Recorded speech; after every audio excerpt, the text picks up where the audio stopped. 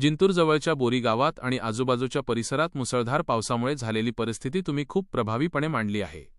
तुमच्या वर्णनातून हे स्पष्ट होतं की तिथल्या लोकांवर किती मोठं संकट कोसळलं आहे। तुमचा लेख वाचल्यानंतर काही गोष्टी समोर येतात। पावसाचा परिणाम। मुसळधार पावसामुळे केवळ रस्तेच पाण्याखाली गेले नाहीत, तर अनेक घरांमध्ये पाणी शिरलं आहे। यामुळे लोकांचे संसार उघड्यावर आले आहेत आणि त्यांना खूप त्रास सहन करावा लागत आहे, विशेषतः लहान मुलं, महिला आणि ज्येष्ठ नागरिकांना। विजेचा प्रश्न। वीज पुरवठा खंडित झाल्यामुळे परिस्थिती आणखी बिकट झाली आहे। लोकांना अंधारात रात्र काढावी लागली आहे, ज्यामुळे त्यांची गैरसोय झाली आहे। सकारात्मक बाजू। या कठीण काळातही लोकांमध्ये असलेला एकोपा आणि परस्परांना मदत करण्याची भावना खूप कौतुकास्पद आहे। शेजाऱ्यांनी एकमेकांना आसरा दिला आणि पाणी बाहेर काढण्यासाठी एकत्र काम केलं, हे पाहून सकारात्मक वाटतं। प्रशासनाची भूमिका। प्रशासनाने मदतकार्य सुरू केल्यामुळे लोकांना आधार मिळाला आहे।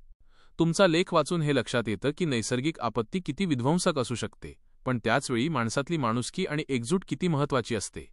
बोरी गावातील लोक ज्या हिमतीने या संकटाचा सामना करत आहेत, ते खरंच प्रेरणादायी आहे।